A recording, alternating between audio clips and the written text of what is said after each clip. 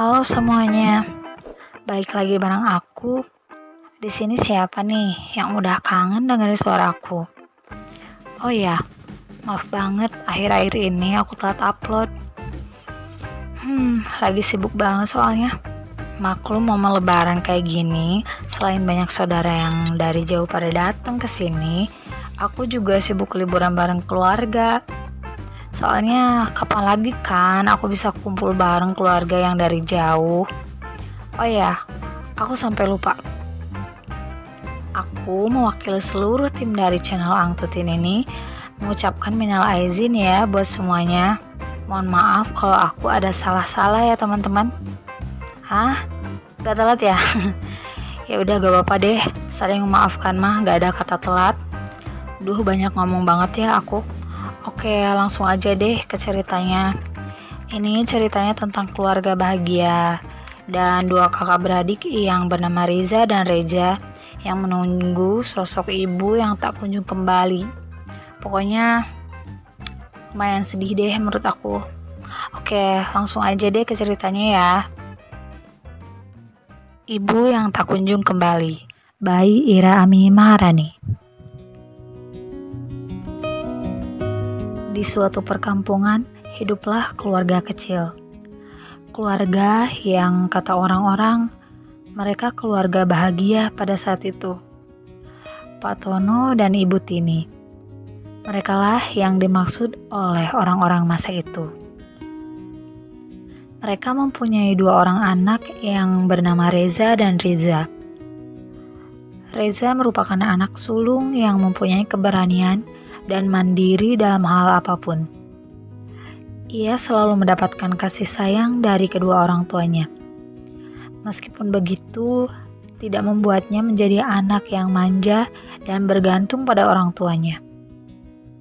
Hingga suatu hari, ibunya melahirkan anak kedua, Riza, adik Reza.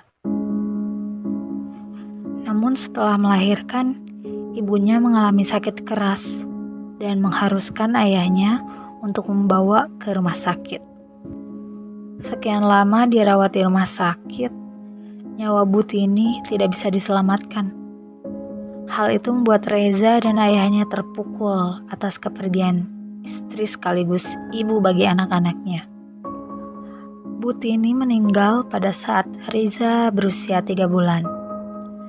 Sejak saat itu, Reza yang menggantikan semua pekerjaan ibunya. Ia dan ayahnya juga merawat Riza dengan penuh kasih sayang. Seperti dahulu saat ibunya merawat Reza sewaktu kecil. Seiring berjalannya waktu, Riza pun menginjak usia 4 tahun. Ia tumbuh menjadi anak yang mandiri dan bertanggung jawab. Namun suatu hari, ketika sekolah, ia sering melihat teman-temannya selalu diantarkan oleh ibunya. Lantas, hal itulah yang membuat ia bertanya-tanya. Sebenarnya ibuku di mana? Mengapa tidak mengantarkan dan menjemputku sekolah seperti ibu mereka? Ucap Riza dalam hati. Ketika pulang sekolah, ia menanyakan hal itu kepada ayahnya. Namun ayahnya hanya berucap, "Ibumu pergi jauh." Riza pun masih tidak mengerti apa maksud dari perkataan ayahnya. Sehingga ia meminta ayahnya untuk menceritakan. Tetapi ayahnya malah menyuruhnya untuk tidur. Saat kakaknya pulang, ia menanyakan kemana ibunya. Riza bertanya, "Kak, sebenarnya ibu itu kemana sih? Dari kecil aku tidak tahu wajah ibu itu gimana." "Ibu bekerja di luar negeri." "Sudah ya, jangan tanya lagi," jawab Reza. Hal itu membuat Reza melamun dan tak sadar air matanya pun turun. Lantas hal itu membuat Riza bertanya-tanya kembali. "Apa ibu tidak pernah pulang, Kak? Terus kenapa kakak menangis?" "Kakak cuma rindu aja sama ibu," ucap Reza. Setelah itu, Riza menceritakan semua kejadian pada saat di sekolah. Kakaknya pun hanya bisa memberi semangat dan memotivasinya untuk tetap sekolah, meskipun tidak diantarkan oleh sang ibu. Beberapa tahun kemudian, Riza menginjak usia remaja. Ia semakin penasaran di mana ibunya berada. Mengapa hingga ia dewasa, ibunya masih belum pulang? Riza selalu mengungkapkan rasa rindu pada ibunya. Ia juga selalu bertanya-tanya pada dirinya, ibu di mana? Mengapa tidak pernah pulang? Apa tak rindu dengan kami? Ibu, aku sudah besar. Lihatlah aku, ibu. Pulanglah. Anakmu sudah menjadi gadis yang cantik. Aku juga sering mendapat juara. Ini semua berkat doa ibu. Aku ingin mempersembahkannya untuk ibu. Pulanglah ibu. Setega itukah ibu dengan kami? Mengirim surat kabar pun tidak pernah. Ia selalu mengungkapkan kerinduan pada ibunya di buku diari yang berjudul Ibu yang Tak Kunjung Kembali. Setiap hari ia menulisnya dan menceritakan segala kegiatannya. Hingga suatu hari, Reza bersih-bersih kamar adiknya. Ia pun menemukan diary tersebut. Hal itu membuat Reza menangis dan merasa bersalah pada adiknya. Setelah itu, ia menceritakan pada ayahnya, dan mereka memutuskan untuk memberitahu Riza apa yang sebenarnya terjadi pada ibunya. Saat sore hari, mereka sedang kumpul di meja makan.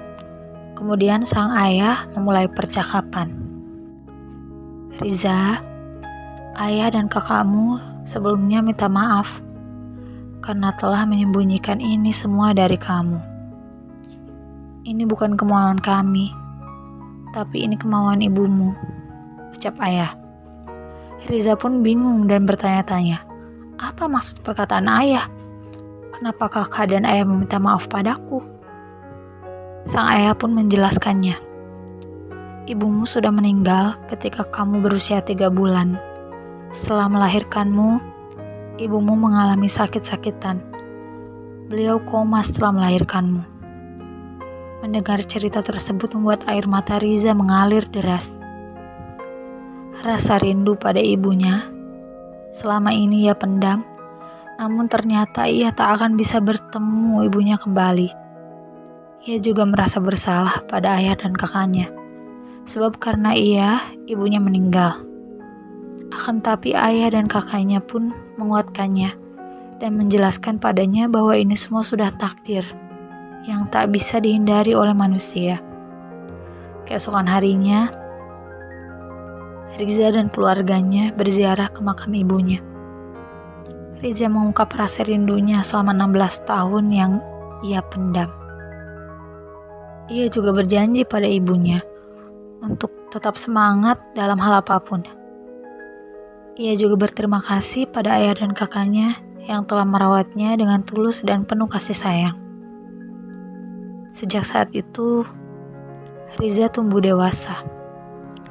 Ia juga menuliskan semua kejadian yang dialaminya dalam buku diary-nya, Ibu yang Tak Kunjung Kembali. Ia berpesan kepada siapapun untuk tetap merawat dan menyayangi orang tua selagi mereka masih ada. Jangan pernah hiraukan perintah orang tua selagi itu positif untuk kehidupan kita. Karena sesungguhnya doa orang tua yang paling diridhoi oleh Tuhan.